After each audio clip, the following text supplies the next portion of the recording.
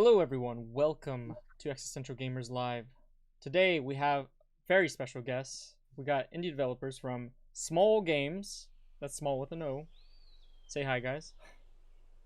Hello. How's it going? It's like all late. Today we're playing Deadly Premonition. It's a funny thing, this game was actually introduced to me by one of our developers here, Luke. Amazing video game, right, Luke? A very amazing one. One of truly groundbreaking for sure, in a lot of ways, and none of the ways you'd expect. This is real inspiration for any developer out there. No sarcasm at all. Anyways, guys, so we're gonna get right into this. I don't know if this game's gonna fight with us at all. This game is known to have a lot of bugs, so we'll see.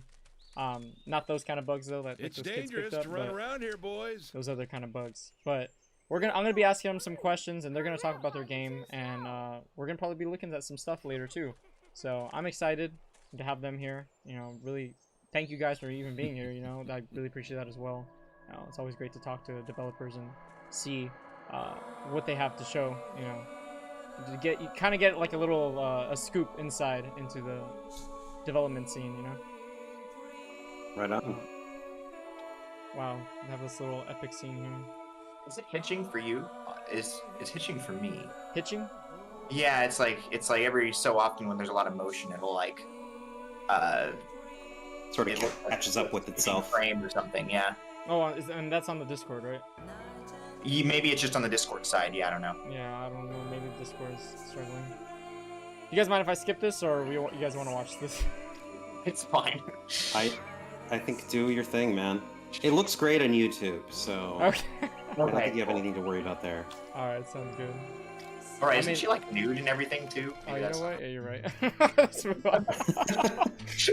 Nice call. See, this is why we have him. You know, that's the main thing. Yeah, I'm the Deadly He's the Premonition expert. Wikipedia, so Oh man, we're gonna get you banned from YouTube. yeah, that's how it happens. You get demonetized. We have the Jokers in the corner. Alright, so, Amazing Grace here. I don't want to get, skip that too. I want to get religious here. Oh my goodness. I don't even know what's going on with this game, to be honest. Like, Yeah, the director's cut also added like a ton of cutscenes, and they only make sense if you played the game before, which is Oh even my goodness. better. So, yeah, it's Just just a wanna- whole lot of hot nonsense. this whole game is just a bunch of hot nonsense. Hello Joe, hello Scoops, thanks for joining us. So I just wanted to start off with a quick question while these kids like whisper our ears off. Is there anything you guys want to open up with? You guys want to talk about immediately? Maybe introduce your game, tell us what it's about. Yeah, so Could you wait? I guess start. I don't want to monopolize it though. Maybe Luke and I can sort of tag team it. Yeah, so we're working on a party game, a horror party game that combines like first-person psychological horror, kind of like you know, like Phasmophobia and those kinds of games, and then taking like elements of Among Us. So you have sort of a top-down isometric view for the ghost players who are kind of pulling the strings and doing little pranks around the house, this haunted house. And then you have the Seeker, who is in first person. There's also going to be VR support, and you're just going to get spooked by your friends, and they're trying to spook you, and you're trying to hunt them because you're a ghost hunter, and that's the game. Okay. So what would you say like stands out the most compared? Because I know you brought up a lot of games that are that you guys are inspired by or referencing a little bit. What would you say stands out the most compared to those other games? Like, why should other people check out your guys' game compared to those other games and stuff? There hasn't really been a like a broad horror. I call it like broad horror, which is like horror that, you know, for a broad age range, not necessarily R-rated. There hasn't been that kind of a game that allows for multiplayer. Like we have you know, Dead by Daylight, for example. Very gory, but you probably wouldn't want. You probably have a number of friends who just like wouldn't play something that scary or that gory. Yeah. So our game is catered a bit more towards, I guess, a more broad audience, and we take a lot of our inspiration from Disney's Haunted Mansion ride, probably more than anything else. It's a ride that, I mean, we just love, and it's my favorite ride at Disneyland. And I did notice that the whole Haunted Yeah? Mansion reference is really cool. Oh, thank you. Yeah, there hasn't really been any games.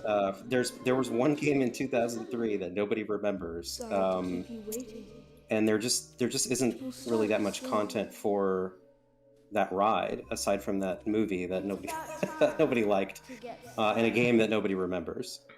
There was a and Haunted then- Mansion game? Yeah, it's bizarre. 2003. Yeah, you should look it up. It was in 2003. It has nothing to do with the movie. Kind of an interesting story. It's about a guy. I think he's supposed to be a reporter, but also he's like he's like looking for a job. I guess he can't make it as a reporter, so he's just looking for any job that he can. So he just wanders to this haunted mansion looking for a job, and it does not take place in modern day. It takes place in the 1800s. Which I think would make sense, you know, the way the architecture and everything of all that is. Let's take it slow. Yeah, for sure. So, I don't know. I'm kind of hoping that somebody streams that game. If you're looking for a spooky game to stream that nobody else has streamed, that might be the one. Sure, that's one way of looking at it, but it's totally wrong. Yeah. The scene is really loud. Let me, Yeah, I turned down the. let it I play turned really down quick. the screen volume on my end because it's like. Listen, they I both have the need volume each other. for like everything. It's called so interdependence. the fact that it's still And loud. they both know it. And he's talking about Tom and Jerry. Yeah, He's I loving know. the joke. He does terrible things to Tom. Nasty, even sadistic things. But that's fine. And the as funny long part as about that's this part what is that he's on the Tom computer, wants. on the phone while smoking. His actions. He's on the He's always computer, asking on the for phone, it. he's smoking It's too, part of right? his Well, job. yeah, while he's driving. Fulfill that need, and Jerry knows that. Don't try this at home, kids. Proof? Mainly So I'm the confused. in smoking. the Do you Tom and like Jerry this show, game they or do you live with not each like other. this game? Or is it like a so... It's Hello? a so bad it's good situation. Like it's just like Hello? it's like American culture Twin Peaks as viewed Can't believe the through Bureau still Japanese can't get me a developers who like were satellite. really fans of the I show, see. wanted to make like their own game, and I see. it's just like Puppies are making me go it's to just the another strangest town in thing. the window. Like, more than anything, it's just strange, and I don't know. That part of it just kind of It's a speaks waste to of me a little time. bit. I find it funny because the way you describe that, like the way they see American culture and all that, that's exactly what Silent Hill was too. Like, Perpetrator from they literally Right, told yeah, them like, that's a good hey, point. was something. you know, make something that'll appeal to the American, you know, the Americans, the West Side. Thought there'd be razors And laced in they every came up with nail. Silent Hill, so it's just kind of funny seeing two different kind of different games. They're almost completely different. At least I now have a scar to show off. They're both horror games too, so it's also funny. Yeah, I don't know if I got this when I I guess arrested this is some technically Catwoman horror, but wannabe. it's like slapstick horror. I feel Yeah. more, Don't you agree, Zach? or more absurdist horror, where like Silent Hill. Like there's not a lot of there's like weird monster designs in this, but there's not like a lot of gory like a lot of the Silent Hill monsters. They all have like sharp knives and things that they want to kill you with. Granted, Yeah. like I feel like the overwhelming majority of Silent Hill stuff is like really violent stuff, versus like kind of weird ghost stuff. I don't know. Oh, The monkey squirrels. The monkey squirrels. I don't remember raining in this scene. Did they change that? No, it was always raining because Really? the yeah. Is the windshield- lighting different? I remember it being like brighter. Maybe it was during the daytime originally. Yeah, no, it was late. I don't know. I don't know how much changes they did for the remake, the director's cut or whatever. Oh. This feels very different to me, to be honest. Alright, so in your guys' game, are there gonna be any conversations about Tom and Jerry? Let's be honest. Maybe we'll work a reference in there for sure. Although it's kind of set in the Victorian era, so I don't think Tom and Jerry wouldn't have existed yet. Maybe the main character Hyde will have invented Tom and Jerry, you know, and that's like it's like his magnum opus of work. On a serious note, Zach, there goes are the you guys civilized planning world. to have only just like one map, or is it gonna be different parts of a mansion? Like, how's that gonna work? I think You want to answer it, Luke? Yeah, I think I mean, initially at least, we're trying to just build out the Hyde's mansion, which is the you know, the main character, the title character and everything. Ideally, you know, if we get to do a lot more stuff with it, we would love to explore like other locations and that kind of thing. But like for the first release, we're really just focusing on a single like series of rooms essentially, and so that's sort of been what we've been posting on like our social media and stuff has all been the different rooms of the mansion, and they all have like very explicit purposes and different kind of theme and moods and stuff. So hopefully it won't just be like, you know, oh, and then I'm going into the living room, then I'm going into the dining room. Like we want each of these rooms to really feel like its own space with its own kind of like, you know, lighting and theming and stuff. So hopefully there'll be enough variety in there to really, you know, make people feel like they're walking into a really unique space, as well as like some procedural stuff that we've been talking about to kind of like change up the room just a little bit every time, so you're not kind of walking into the same thing. You know, whether that's like furniture layout or you know, lighting differences, stuff like that. Yeah, that's very important. All right, cool. Do you guys think you'll ever plan to do more than that eventually, or do you guys just want to stick with this? No, I think, I mean, in my mind, it's I mean, I think that is the goal. Definitely. More levels, more rooms. Luke kind of touched on, we have some tech actually already working for sort of a procedurally generated house. So we're sort of playing around with that. I don't think we're going to have that for our first release, but and that would basically take like a bathroom and be like, all right, well, let's change the layout here. It's still the bathroom, but let's change the layout and see how that plays. There's going to be a lot of iterating. There's going to be a lot of level creation, and we're going to need to do that just to be able to find ones are the most fun. And so just by virtue of doing that, I think we're going to end up with a number of different level layouts that we like. Whether or not, you know, the art is necessarily going to be different for each one, you know, that's something else to discover. But eventually, yes. I mean, how many rooms are in a mansion? It could be a lot. Right now we're working with like 5, but there could be like a lot.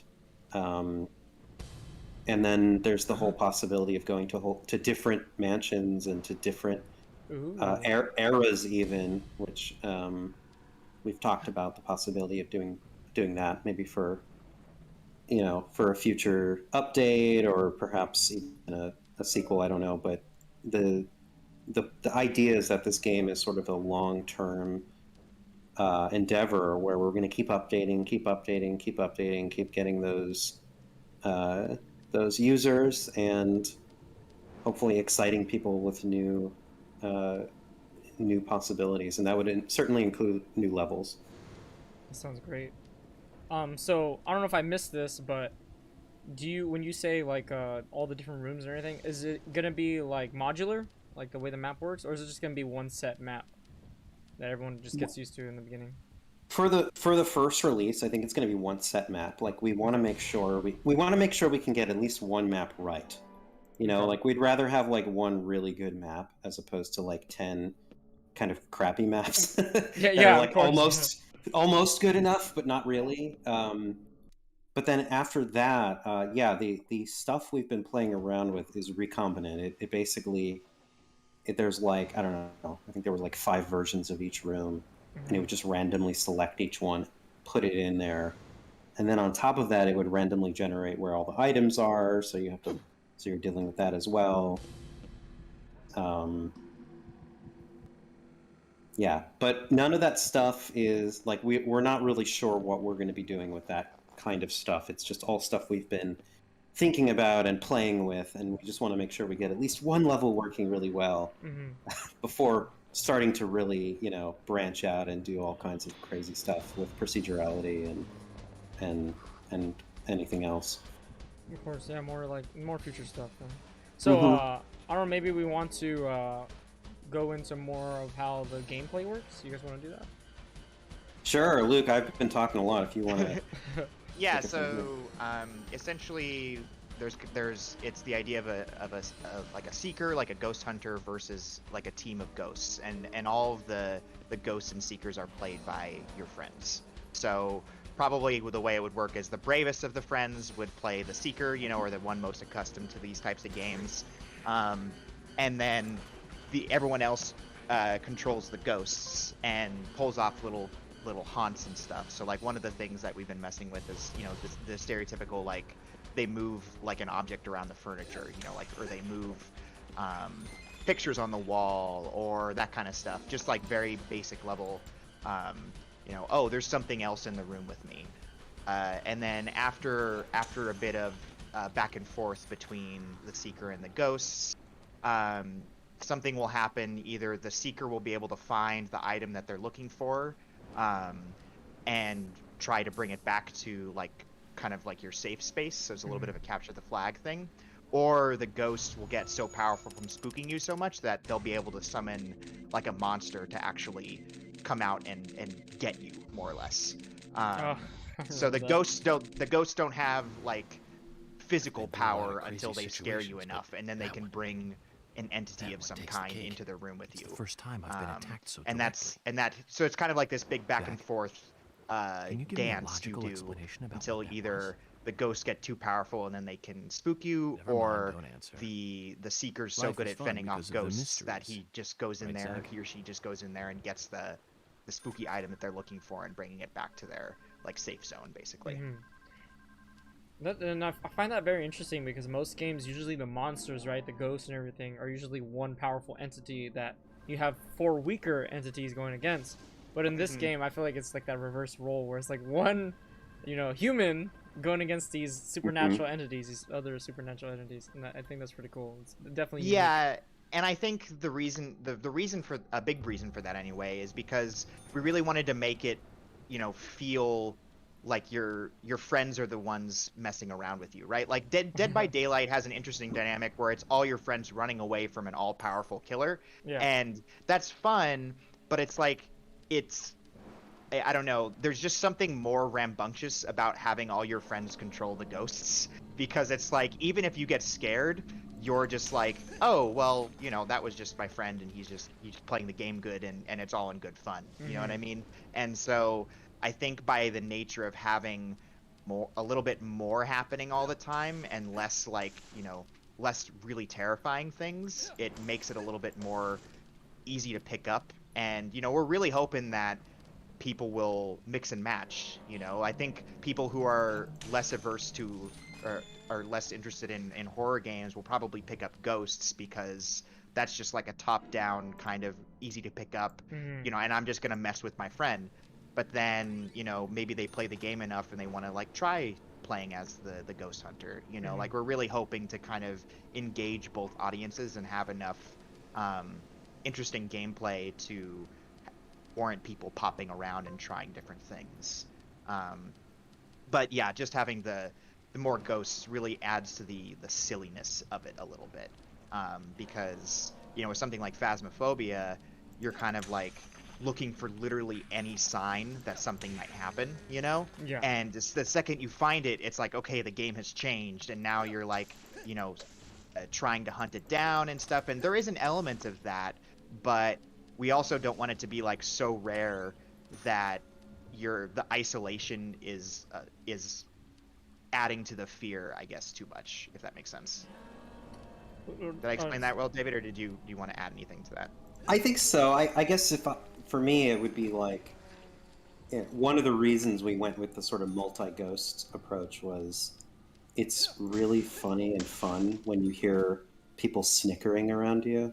Yeah, that's a Like, big what- part of it too. Like, what are they planning? Like, I know you're doing something. And they're like, no, if you go over here, and then I'll go over here. And, and there's this, I don't know if you guys have, or if, Michael, if you've been to, like, Knott's Scary Farm or those kinds of Halloween attractions that they do at theme parks.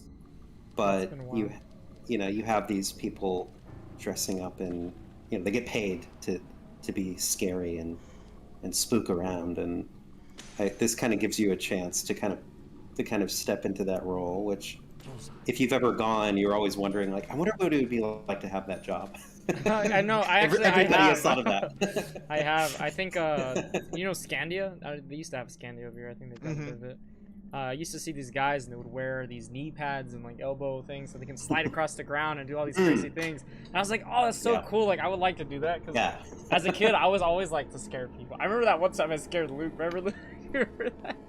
Oh, at our friend's house, right? Yeah. Oh my God, that scared the shit out of me. I wasn't even trying. I screamed like a little girl, and you. Okay, what happened? Yeah, we were at our friend's house, and it was like in the middle of the night, and I think Luke just got out of the restroom, and I was just sitting in the dark because I do that a lot because I'm so weird. And Luke was passing by, and like I didn't want to be like yelling at him, so I was like, "Hey, Luke," and he turns around, looks at me, he just like hits the wall, like ah, starts screaming. And we were also like talking about some scary stories earlier too, so like we were primed for scares, and yeah, I don't know, I just didn't expect it, and the rest of the house was kind of dark too, other than in the area that we weren't like everybody wasn't hanging out in, so yeah, it was. It's okay, Luke. You don't have to. I think I actually jumped too. No, it's fine. I fully own up to how scared I was by Michael. I was prepared to hear about how Michael brilliantly. Like, no, it didn't take anything at all. I was literally just trying to say hi to him. Yeah, really.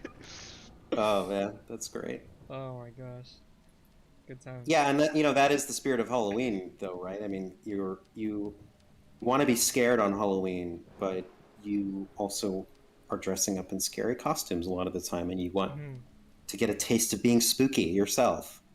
And I think as long as it's not bullying, which it doesn't really sound like, Michael, you were bullying Luke, but I think Luke was just very skittish that day. Yeah, and then immediately after, after the terror left, it was just like we were all laughing our asses off about it because it was just, it was so funny how little it took to like, right. get that sort of reaction. And I think that feeling or that, that vibe is kind of like what we're going for in a sense. It's like we want it to be scary enough to startle you, but then immediately after you're like, man, good job, that really got me. You know what I mean? Like that sort of like back and forth camaraderie kind of thing, and makes kind of the horror games in general a little bit more accessible, because it's like single player horror games are just, they're exhausting. They're fun, they're scary, but they are exhausting. Yeah. And like I don't think we want to lean too far into that, because since it's multiplayer and we want a lot of replayability, you don't want to come away from it being exhausted. You want to come away from it being like,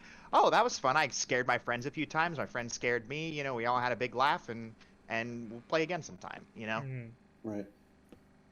I agree. I think I wanted to bring up this too because I think this is an issue. A lot of I feel like people think that you can avoid, but I really don't think you can. You can lessen it, but what it is frustration with the game, right? Oh Jesus Christ, I'm scared. He ran towards me. They sometimes Twitch run. Yeah, it's like that Jacob's It hasn't ladder happened shit. yet, David, but they're trying to put their hand down the main character's throat for whatever reason. Okay. Yeah, that's their grapple attack. I was gonna say, I like their little stance. I mean, like the bending over. Yeah. Backwards bending. I feel like It pushes you into like a little quick time event thing where you like mash a button to try and get them out of your mouth. Yeah. the funny thing is that kind of pose is more of like a Japanese spirit kind of thing, right? Which is funny because the game is supposed to be more catered towards American, but you can see those like remnants of like Japanese culture, like little things, like little animations. Which is very interesting. Sorry, what were you gonna say, Michael? I didn't mean to. No, interrupt. you're good. You're good. I was just talking about how like some people get frustrated. You know, mainly let's look at a game like Dead by Daylight. People are frustrated with the game all the time. I get frustrated with it sometimes. Do you guys think you'll struggle with a lot of that? Like, will there be frustration with your game at all? Do you think there are any elements that might frustrate people? I mean, all multiplayer games have the potential to frustrate you Right. because it is completely dependent on the skill level of the people that you're playing against. Yeah, frustration comes out when the skill level is very different between people, right? That's most often where I've experienced frustration with multiplayer games. But what we can do is one thing we've been sort of planning for is the ability to play against people. So let's say that you and I want to be ghosts, and we're just going to be ghosts together, and we can sort of find a seeker together online to play. Like maybe you're too good as a seeker. I don't want to play against you as a seeker. So we're going to play as ghosts, and we're going to find our own seeker online.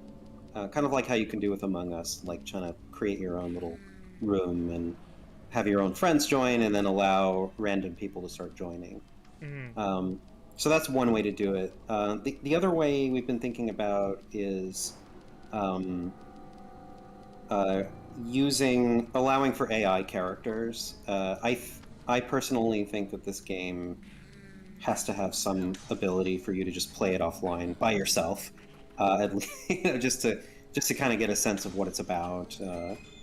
And if you can set the difficulty of those characters in AI, or that are using AI, that would be a great way to do that, to sort of build your own skill levels so that you can take on more experienced players. And then finally, the last thing would have to be, there would have to be handicaps or something that you can turn on. I know Luke's very big on settings for your multiplayer experience, like the Super Smash Brothers approach to, pages and pages of settings and items that you can turn on and off, and yeah, I mean, for us, I think the handicaps first that you can version add. of that would be just the handicap thing of like, Yeah. if a seeker is generally too good, then maybe the ghosts require, maybe one or two less scares to get the monster out, stuff Yeah. like that, just to kind of level the playing field so people can still have fun. I know I'm in this position a lot when I play Smash with friends because I play it a lot, and I still yeah, sure. I'm trying to be humble about it. But like, I still have fun even when I have a handicap set against me. You know what I mean? Because it's like it still engages me and I still enjoy it. And then everybody else has more fun because the playing field is leveled a little bit. So I think that's a really valuable thing to have in a multiplayer game. And in my experience, the games that I've sort of put down after a while were ones that didn't really have a lot of customizability into it and didn't really allow you to, do really simple things to cater to your particular friend group. Like another thing that we've been talking about too is like a scare rating, or like how comfortable you are with being scared, because we want to be able to make it approachable for people without like scaring the shit out of them, so to speak. Yeah. And so we're kind of toying around with like different ideas that we can make the experience a little tamer, if you want to give Seeker a try but you're too scared, or you're not into horror games. So like there's going to be stuff like that too to maybe further customize the experience even more. Yeah, that's cool. And I remember we were talking about that on when we did the stream right together. You like to do a lot of options for people. And that is really good. All right, well that's cool. I'm glad to hear from that. Do you think there's gonna be any problem with balancing at all between the two? Always. Yeah, always, right? Yeah, that's something we've been spending a lot of time on. I mean, like the one advantage I think we have is that being that it's not like we're not making a competitive, like we want it to be competitive, but a fun competitive. You know, we're not expecting there to be like tournaments or anything out of this, or at least Yeah. at least not right now. More casual competitive. Right, yeah, more casual competitive, you know. So I think that'll make it a little bit easier for some misgivings about balance. Not to say we're just going to ignore it. Like, we're constantly having discussions over, like, does the Seeker feel too powerful? Do the Ghosts feel too powerful? You know, and there's going to be a lot of tuning that happens later on in development that, like, we really want to zero in on that once all the major systems There's in place. definitely something in this town. But like even in the earlier prototypings, You I feel mean, it, Zach? we would often play, and My coffee you know, warned me about I it. would sometimes be better at Seeker, and Yesterday then morning, like the you know, milk I poured in my coffee David made a and then sign. Morgan, the other It said, co-founder developer who's working on the "Tomorrow game, you'll arrive in a they would be place like, that oh will well, maybe the change Seeker's too your good, fate." or is it just Luca's good, or vice versa, you know? Right. And so Yeah. like we have to Trying to kind of figure that like. out. Yeah, like figuring that out has always been kind of hard. But I think we've gotten into a pretty good flow where like the major pieces are in place, and then now it's just kind of like a matter of tuning and you know, adjusting like how much power the ghosts get from each scare, and you know, stuff like that. That is easier to tune than I don't know if the Seeker has enough abilities, which is where we were a year ago. So Right. I had a question that's suddenly blanked out right now. Gosh, what it was? I just had like a total brain fart. I'm sorry, guys. Seekers, ghosts, haunted house, multiplayer balance, challenge balance. I think him meant what is it, Detective Morgan here mentioning that he saw the sign in his coffee just distracted me. It, like, Did he say that? Did we miss the line? He just said that right now. He's like, I got a sign for my coffee yesterday morning. I was just like, oh my god. That's a recurring line in this game. Is Now, you were he very he late. feels prophecies from looking down at his coffee, and it's like Okay. sets his major goal for the day every day when he wakes up. It's very silly. Honestly, that's a thing from Twin Peaks too, right? Like, cause I think so. I don't know if it was he would coffee, do. but No, he did it with Buddha stuff. Remember, he was just like, "Oh, just put these bottles up, and I'm gonna throw rocks at them, That's what everyone and calls when it hits it, like I know that's the right. Yeah, So- yeah, that's right. York? Just total nonsensical way to like conduct a police investigation. Yeah, and everyone's like, You "Whoa, know, whoa, I didn't what? really want That's to. amazing." It's Yeah, funny that you dude. say that this game is targeting American audience. Like, nothing about this looks American to me. Like, it looks like Resident Evil, straight up. Like, I mean, lean into it though. I mean, because people like Resident Evil in America. Last time I checked, I don't know. I don't know what the concern was. And you know, I find that funny too. You know, I don't mean to go into more like a what's the word? Controversial topic, I guess. I don't know. More contentious topic. There you go. Where when I feel like when other countries make fun of our country, we're just kind of like we roll with it and we laugh about it. But I feel like when we make fun of other countries, it seems more like horrible, like we're doing something really bad. Of course. You know what I mean? And you only and- realize how bad it is until, like, wait a minute, this is off. But then you realize that's probably what it's like for literally every other Yeah, right. person who's not an American. Yeah, totally. I don't know. I think the difference too is that I think some people just don't know how to tell the difference between intentional, like making fun of another culture, and unintentional. Like I feel like something like this is more unintentional, and they're really trying, and it Oh, just yeah, comes yeah. out silly, you know? Well, yeah, I mean, it's like probably should have had. Yeah. You know, here's the thing. It's like if you're going, if in Hollywood, if you're going to have, you know, Koreans talking to each other in Korean, you know, get some actual real life Korean people to weigh in on it. Yeah. Does this sound right? Is this weird? You know, because you know, watching Squid Game, I'm like looking at it, I'm like, okay, this is awkward as hell whenever the Americans are talking. Yeah. And now I'm realizing, like, okay, this is what it's like to be on the other side of this. Anyway, it's just, No, it's that's very interesting. I don't know that Oh, it's and my that contentious. clothes and luggage are still I inside. think I just find it kind of interesting. All right. Don't worry. They could have leaned into the whole Resident Evil vibe, I feel like, for this. Take care of it. And they definitely did with the way they way the combat works. You know, you kind of walk around and you stop Yeah. and shoot, and you know, you pick up pieces of ammo. Like that's Okay. straight up just I'll rest Resident up Evil first at the 4. hotel. Right. But this game also has like a weird open world aspect. Like once you get past this like a little opening area, you can explore the entire town, and it has its own like day-night cycle with different characters walking around and doing their own agendas and everything. Yeah, And you can miss a lot. and you can miss a lot, and it's like it's still framed around like the Resident Evil, you know, moment to moment gameplay. So it's kind of it's really a weird game. I feel like this game was definitely, you know, headed by somebody who had great ideas, but they just didn't have the right polish for it, like to make it amazing. And that's the unfortunate thing. There are no cavemen here. I think they rushed it too because they wanted to do a lot more, and they just ran out of time. Yeah, it's definitely way ambitious. Like the amount of stuff that you can do in this game is like ridiculous. Yeah. You know, there's like Grand Theft Auto style driving, and you can pick up cars, and like there's like all these side quests and stuff. Oh and, yeah. It's just there's a whole lot of nonsense in here. Good Oh, my nonsense sometimes. goodness. Finished the prologue. Yay. Congratulations. Took me 27 minutes. That's a lot of time. Those are rookie numbers. This is terrible. There's so many times where I just like walk into a wall. I'm like, what am I doing here? Oh my goodness. Gosh, I'm still trying to see what was the thing I was gonna ask you guys, and I'm like forgetting. I knew how to do with the gameplay between the two characters.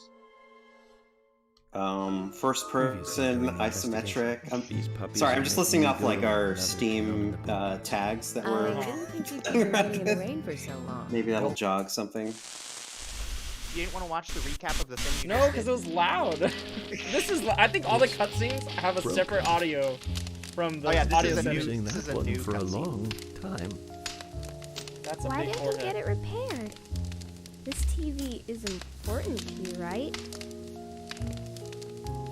It's got some memories attached to it, sure. I used to cutscene's watch making me movies on this thing with your grandma all the time. Oh, it's the grandpa. Grandma liked movies?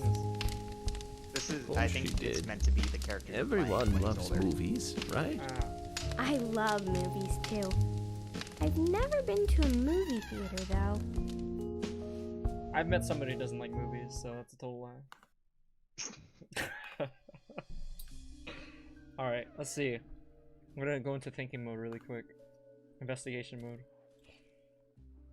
We talked about the two characters, the two types of the seeker and the ghosts. Okay, so for the ghosts, I do have a question about the ghosts. Sure. Are all ghosts gonna have the same powers? They're all gonna be the same, you know, equal in power? Are there different type of ghosts? Are, you know, like are the seekers gonna have to like know that they're dealing with different kinds of ghosts? Do you want to take it, Luke? You know, I just remember my sure. question, but I'm gonna ask it after this. Okay. Oh yeah, Right. write it down. Write Or it down. Type it into a notepad or something. Yeah, so we do want to have sort of like a unified move set, and the idea of like, you know, you have like a major and minor ability. So each ghost would have kind of like their like little haunt, and then, you know, maybe the monster that comes out is tied to them or something, and that's like their major ability. Hang on, sorry, I let my cat back in, and that was a mistake. Hang on. But yeah, we want to have sort of like a main archetype, not too dissimilar, not that we're trying to make an Overwatch game or anything, but like, you know, every character has like things about them that bumps up their speed or their health or their weight or whatever, and then they have like a unique ability and then like a passive ability or whatever. So we haven't really landed quite yet on how many things we want. We probably want to keep it pretty simple, you know, Yeah. so probably something closer to like a minor and major ability. But just essentially something that where you can choose between the ghosts, you get a little bit of variety, but if you're playing as the seeker, your whole world is not changing, right? You're not having to like relearn the game. It's more just like, oh, this is a slightly different enemy that I haven't come across yet, and so I have to just like, you know, maybe they're easier to hit, but they can hit you harder or something like that. That's kind of like what we're going for. So Just is give it- some variety. because the way you're describing it kind of makes me think of like the perks in Dead by Daylight. Is it gonna be like Mhm. that, or is it gonna be something? Not quite as extensive. I feel like the perks in Dead by Daylight are like there are just so many, Yeah, that's what I was. I and was there's worried so about. much variety, and I think we're gonna kind of treat it a little bit more with a fine-tooth comb and really like pick something that's gonna make a decent impact, but you're not gonna be able to like, you know, go deep into crazy amounts of customization. At least that's kind of where we're leaning towards now, because again, it is meant to be like a party game, you know, and like Yeah. looking at, you know, Mario Kart, for example, the customization you do is you pick the different parts of your cart, and that's optional. You know what I mean? Yeah. So it'll probably be something similar to that, where like, oh, you choose the ghost maybe, and then you choose perhaps what like big monster comes out at the end or something like that. And between a Oh, that'd be combination of cool. those Yeah. two choices, that shapes the types of abilities that you have, and the stats that you have. But again, it's going to be we're designing it in a way where it's easy to pick up and understand. And in an ideal world, you know, you don't necessarily even have to read those things in order to have enjoyment from the game. You know, Yeah. it's there if you want to like min max and get a little bit, like if you're really competitive about it, you know, then that stuff is there for you, and that's great. But it's not required to have a fun time with it. Does that sound about right to you, David? Yeah, so our other founder, Morgan, is the writer and the narrative designer, and she's been coming up with who are these ghosts? Like, who are they? And if you remember the Haunted Mansion ride, you remember there are all these different characters, and if you're walking down the hallway, you see a character that looks like a normal, you know, Victorian person, and then the lightning strikes and they become monstrous in some way. And that's really the inspiration for these ghosts. It's like each character has sort of a monster version of them. And that is going to be the thing that sort of drives what their abilities are.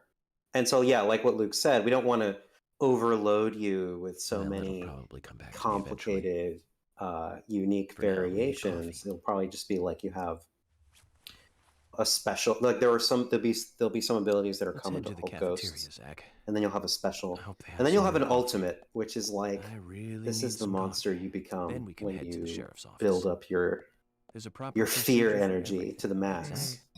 And you know, some people might choose based on what that ultimate monster is. Probably that will be your deciding factor for choosing, you know, your character. But yeah, these will all come out in phases, though, right? It'll be like, you know, just same thing with the levels. We'll just keep adding new characters as we go, and I have a system set up in our game project that allows us to easily add new abilities and customize abilities based on the ghost. So we're just gonna figure out what's fun and what's scary, and just kind of keep being creative and keep coming up with cool ideas, and hopefully we have a of how many are they up to? 70 characters? I don't know what it is. Probably not that many. On which? Wait, sorry, you ut out there for a second, so I didn't hear what you I'm just saying. I just made a joke that we would have like a Super Smash Brothers. Oh yeah, they have 89 roster of probably not that many, but. Yeah, no, actually, that was something I wanted to talk about too. Was just like how do you guys feel about that whole? Because I think it's awesome that you guys said that you want to keep it simple, you know, keep it kind of a little bit small. Because I do agree, like you look at games like Super Smash Brothers, or and I think Super Smash Brothers does it pretty good. But you see things like Super Smash Brothers, League of Legends, Rainbow Six Siege, Smite, you know, Dead by Daylight. All these games have all these characters and all these things. And there are times, like, say with League of Legends, there are times where I put down the game for just a little bit, and I come back, and there's like 20 new characters, and I'm like, I don't know what any of these characters do, and I'm just getting destroyed. Yes. Yes, and to that end, I will say this really is intended as a party game. It's like you've played, I assume, have you played the Jackbox Party Pack games? You go over to your friend's place, you know, hey, you want to play Jackbox? Okay, sure. and then you just play it. It's not necessarily something like League where you might not necessarily be just drilling into it a ton like by yourself. It's more intended to be played with friends. Now we hope that there will be people who will be wanting to keep playing it and playing it and playing it, but in our minds it's really a party game.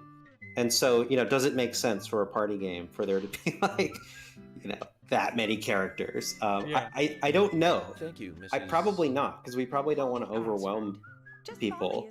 It's like, oh, choose one of these 5. 5 would be plenty, honestly. I feel like for this game, and then what I would like to do is for the people who are returning players, allow them to customize, allow them to, we've been thinking about Among Us, the way Among Us does things, where if you really like the game, you can create an account for yourself, and you can start doing in-app purchases and buying and sort of plussing yourself up. And maybe some of that stuff's just cosmetic, and then for in-app purchases, but maybe there's stuff that you can actually unlock via playing, doing certain accomplishments. It would be nice to have some persistence that could help you kind of customize your ghost. But yeah, I agree with you. I think, the League of Legends approach of just I don't even know how many characters they're up to, but it's like 150 so many. something. I don't know. And you're just like, I don't know which one I want to play. And at a certain point, you're just like, how do I even make this decision?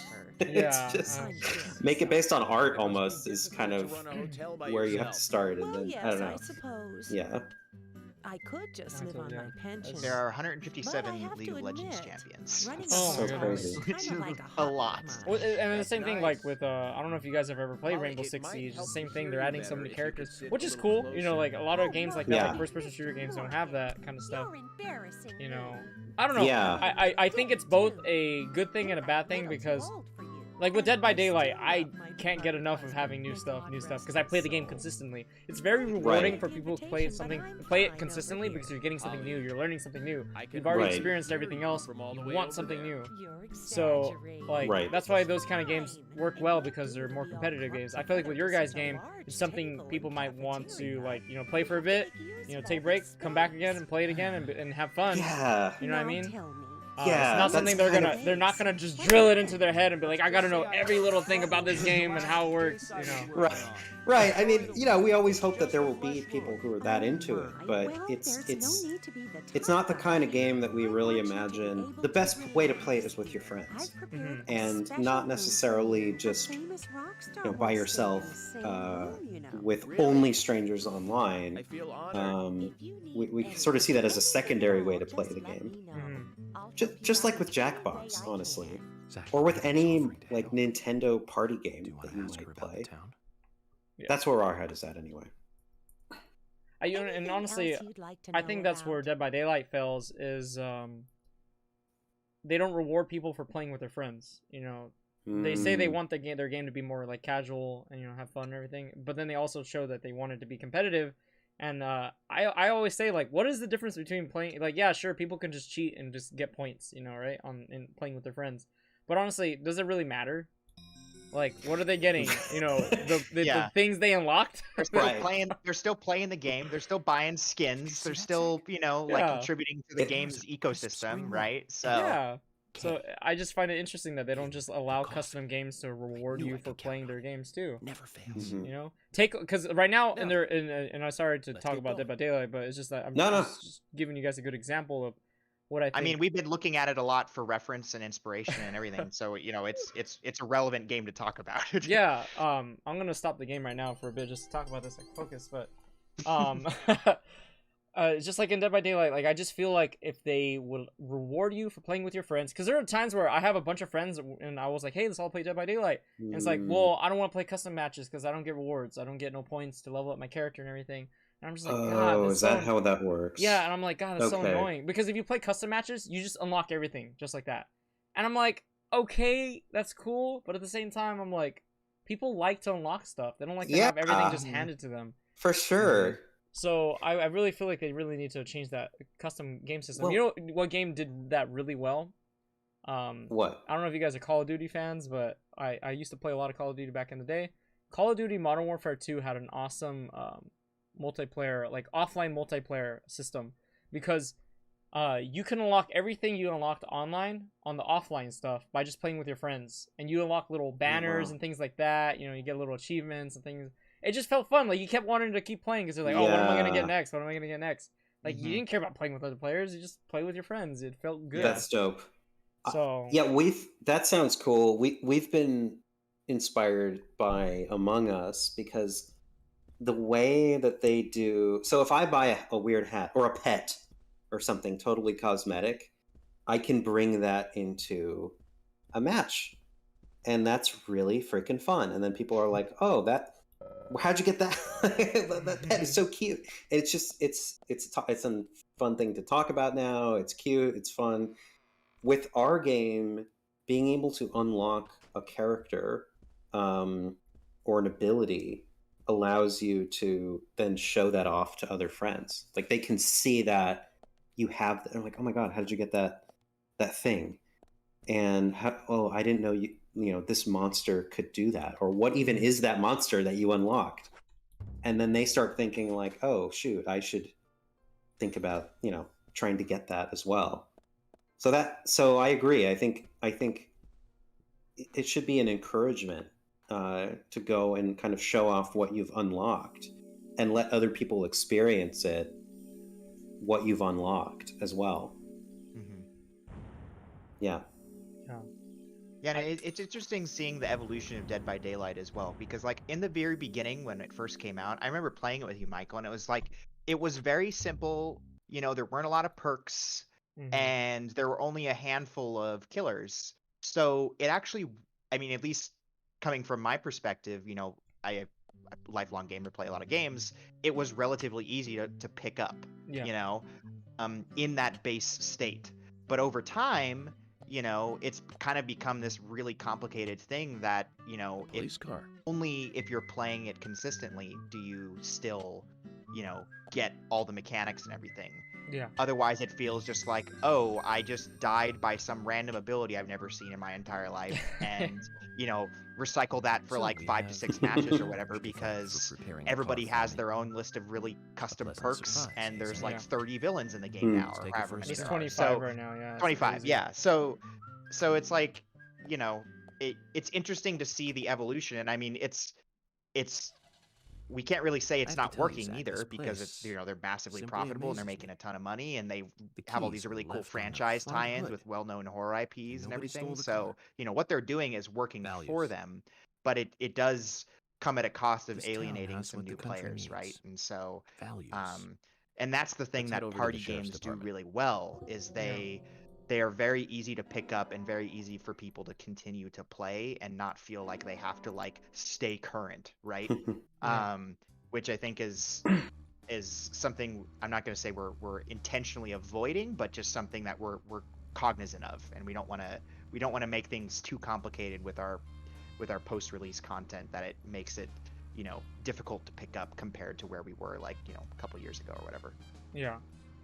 So I think this would be a good time to show you guys concept art. We're already hitting the hour mark right now. I don't know if about you guys. Do you guys want to show some stuff? Yeah, that's fine. Sure. Luke, do you have it? I sent the link to Michael. Are you just gonna like Michael has it? Okay, perfect. Yeah. Let me. Oh yeah, you found one that you really liked, right? Yeah, I did. I'm gonna leave the jazz music in the background. It'll be so nice. Yeah, definitely. Let me pull up the screen. Let's see. Let me just put it on the right picture first too. Okay.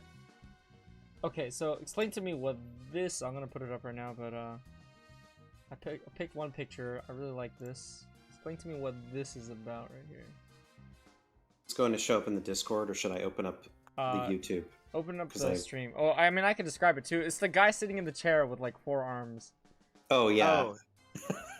Like I saw that, I was like, whoa, what is this? Right. So this is our ghost host. Is it not showing up on the stream, Michael, or I don't see it on the. We might have to open up the link, and I've already somehow I closed the tab. Let me if I can just stream the screen to you guys. Give me a second. I can probably do that. Cancel. I can could also just reopen up the actual stream. That's probably the.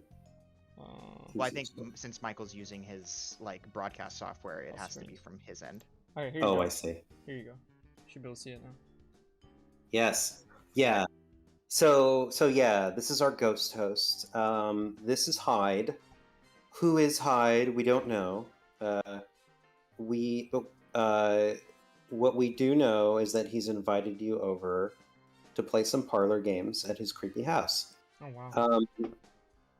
And why he has 4 arms and 3 eyes, we don't really know. Maybe you're hallucinating watching this. That's very interesting. Okay, so this is Hyde. This is Hyde. Yeah, this is like the owner of the mansion that you're playing the ghost games with. Wow. Okay, I like the style. I just can imagine like opening your guys' game up and then just having this guy sitting there like, "Welcome, you're here to play some games." Yeah, you know, like, and that's that'd be something cool. that I've personally been really passionate about. Like, I really want to have, you know, kind of him being omnipresent, you know, person in this. And so like having him be part of the main menu, you know, showing up in the house as you're playing the game, like all that kind of stuff is, I think, something that will just give it a little bit more substance for people who look for it. You know, I really appreciate games where you can play it and get the core experience and you're satisfied, but then also if you want to like, you know, turn over every nook and cranny and really like explore what the game has to offer, it's also very rewarding. You know, like the absurd example is, you know, all the books in Skyrim being written out, and that's like an extreme level of you know, work involved and everything, but like, you know, it's a good example of just where the content is there for people who are really interested in it, and we're trying to make it in a way where there's gonna be like story clues and stuff that like gives you a hint to the overall narrative of the house and you know why Hyde is throwing these games and that kind of stuff. And so it'll just be there for people who want to kind of explore and be more immersed in the world. But if you're not interested, I mean, he's going to be the host and he's going to be showing up in places, and, you know, it might do some interesting things gameplay wise, but, you know, I think this concept art in particular, we've been working with a concept artist from Russia. His name is Misha Tarasov, and he's got like a great read on just unsettling, I think is like the best way to describe it. Like, right. Like there's just something off about it, you know, and like even the other rooms that he's done. So these are all his stuff, and just like seeing all of the personality and character he's been able to inject into these rooms. And they, you know, it's interesting because it's like you look across the piece and you feel, you know, there's certain parts that are like, oh, that's kind of inviting, and then there are certain parts the like, chandelier, I don't want to be in that corner. Yeah, exactly. You know, so there's stuff like that. A really good juxtaposition between, you know, something familiar and something unsettling that he just is really good at. And, you know, it's interesting. We started with working with him on the rooms, but we just wanted to have him do more stuff because it was just his stuff was so cool. And so we, you know, the Hyde character concept is another variation of a previous concept that was already done, and so yeah, it's a lot of cool stuff coming down the pipe. And the bathroom is the most recent one, and that was I really like the bathroom. That's really good. Oh wow. Would you use this bathroom? Is the question. Honestly, I mean, it looks like a good bathroom. I mean, that's a little weird looking, but yeah, you know, it's every room we're going for like a little bit of an animal theme. So this one has like a fish kind of vibe to it. Yeah, and then like the dining room was the deer, I think. Yeah, and then and there's others, one for every room, basically just to give the room some flavor. So that's kind of ties back into what I was talking about earlier, where, you know, we want each room to have kind of like a concrete theme and impact on the player. So you'll walk in and like, from a macro sense, you step in and you're like, okay, I get it, it's a bathroom. But as soon as you start to look at some of the furniture, look at some of the pieces, you know, you're like, oh, there's like, you know, there's some interesting choices being made by Hyde, the character whose house it is, you know. And that will get you a little bit of an insight into him. Yeah, and these animal things will help people remember the rooms too, you know, like Exactly. It's not yeah. just a dining room. It's the dining room of the deer. You can give a little name to it. Even people can Yeah. make up their names. Mhm. Like the ocean bathroom. I don't know, like underwater Exactly. bathroom. Yeah. And I think that would help too, because then you guys can have multiple bathrooms, but each bathroom has a different theme to it. And Mhm. so, people know, like, okay, I'm at this bathroom. I know Mhm. I'm at this bathroom. Right. I'm not Mhm. lost. I find it interesting. Is this butter? It's just looked at me. Yeah, Oh, you I know think what? it's It's a like brush. Okay, I see. It's yeah, a it's like brush. a. I It's one was of those things that what you was like that? grab with both hands and push on the floor, right, to like sweep up messes or whatever. Back in Yeah. Victorian times, they would use butter for soap. No, I'm kidding. Oh my gosh. Do you guys is there anything else we look at? I think all the way down is the parlor or the living room Oh, is a good the one living too. room. We have our Yeah, so that's actually tavern. where the portrait came from. So yeah, as we were making the living room, we're like, oh man, well we gotta have a portrait to hide in here. Like that's it's the chill room where he's gonna spend a lot of his time, and so we're like, oh, can you make a cool little portrait that would go on there? And Yeah. so that's what ended up being in here. But yeah, it's really I love the vibe in this room. Just feels kind of like otherworldly in a way, like the couches look comfortable and it would be nice to like I could see myself having a drink in here, but then all the portraits on the walls being like falling off and stuff, and just the way the Yeah, lighting. that is trippy right there. Yeah. Oh. Yeah, gonna we say, David? were. I was just going to say that those couches would very much not be comfortable. I grew up with a lot of Victorian furniture available to me to sit on, and it's like no, it's like it was all about the beauty of it and less about the comfort level, I would say. But so it's funny that you said that, because when I think of these couches, I'm like, oh, I don't want to sit on that. So I have a question for gameplay. Oh, go ahead. Finish Yeah. what you were gonna Oh no, say. no, no. That was the. Okay. Sorry. So just the whole idea of the pictures like hanging off and everything. I'm wondering, like, do you guys have plans for each room? I think you had mentioned something like this, and I don't know. Correct me if I remember correctly, but you guys said that in each room, will there be like a unique haunt to it? Like, say for like this room, like when you enter it, there's ghosts in here because like maybe the paintings are moving around weird and stuff like that. Yeah. Maybe in the deer room, the deers are moving their faces and stuff like that. Or the antlers are twitching or things like that. Like, are there gonna be signs that they can know? So in each room, there are an array of like objects that you can haunt and interact with. So, like for example, a painting may be able to rotate or move around, or maybe you can show a really scary image on the painting for a brief minute. And if the seeker sees it, they get quote unquote scared, and then fear energy flies off of them, which you can then collect. So that's perfect. Yeah. In this room, you can sort of imagine, what might be some of them. Maybe the fireplace would, flare up, and maybe something would happen with the candles. Maybe the candles would simply flicker from ghosts just kind of flying through them, and maybe that would yield some energy. And then each room, and so so there's that. So there's the kind of creepy little things that are happening around the room to sort of spook you. But then the ultimate attack, the haunt, as we call it in our game, would be you're locked in the room, and now something real bad is happening. And we're trying to figure out what we're in the process of figuring out what these are going to be, and I think they're partly going to be based on what room you're in, and I think they're going to be, but they're probably also going to be based on what ghost you are using. Yeah.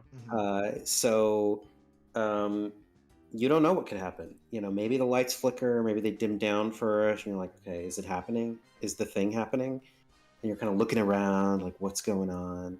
Looking for clues to see, like, am I in a haunt right now? If you try to open up a door and the door is locked, you're definitely in a haunt.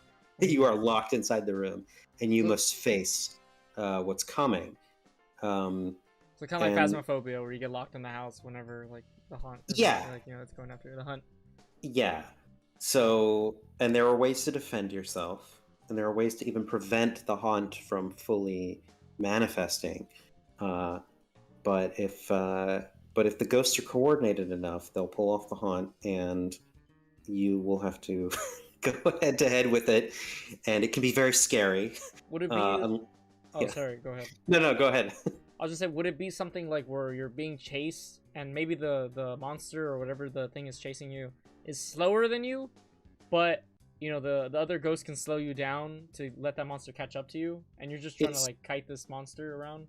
I like the idea of the ghost possibly helping. The way we've been thinking about it is once this thing emerges, whatever this thing is, which is based on the ghost that you choose, you must swing at it and actually make contact with it before it actually grabs you.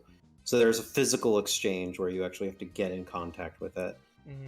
As the seeker, you don't really want this to happen because the cards are stacked against you a bit. The timing is a bit tricky to get right.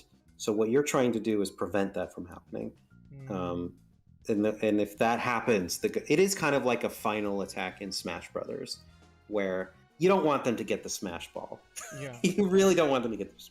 If they get the Smash Ball, there are ways to defend depending on the character, but you first and foremost don't want them to get it. But then when they do, well, now you have to be prepared to fight, and that is kind of scary. Yeah. Oh wow. Okay, I really like that idea though.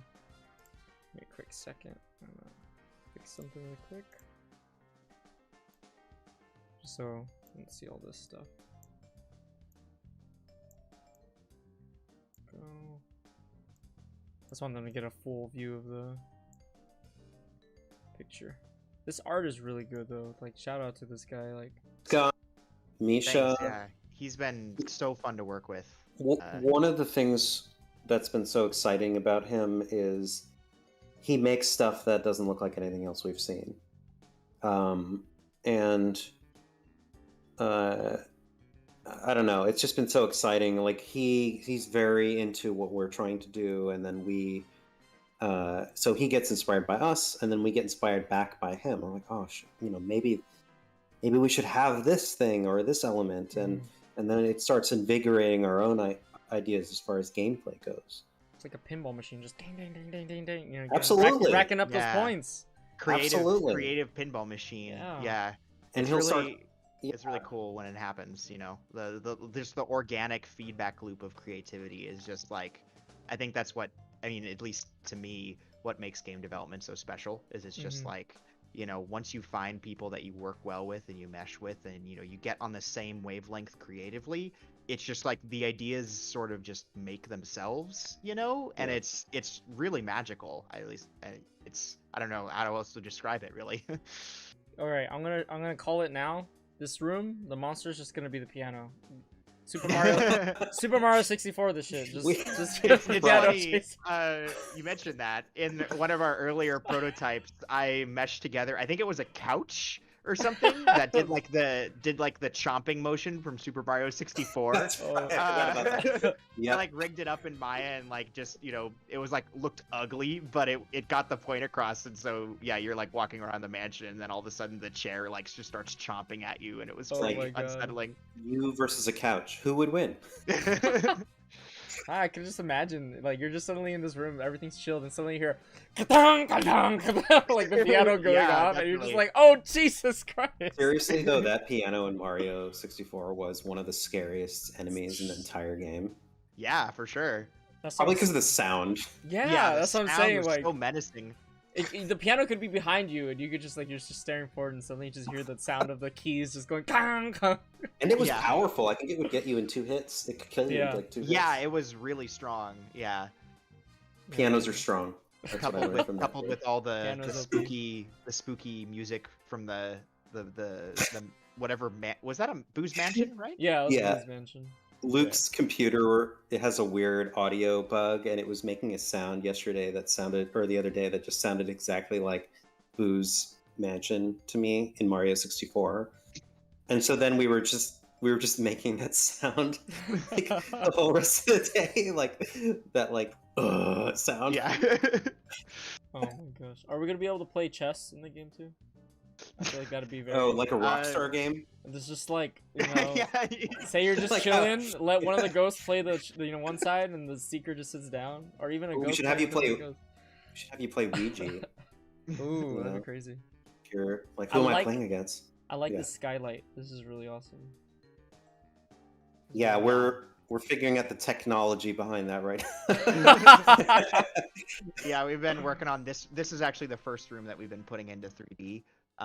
And yeah, there's been all kinds of like, how do we get the skylight to look good and you know, not like be so eye-catching, like it's the only thing you can look at, you know, Yeah. but also let light come through it. And so it's been like a constant like back and forth of how do we get that to look good but not be distracting from like a gameplay perspective, because it is very striking. I would say Luke's working on the like, technology while we I are do it, and then you guys give me feedback. while we are and then just being like, can it look more like this? And you're just like, sure. Okay. Like, yeah.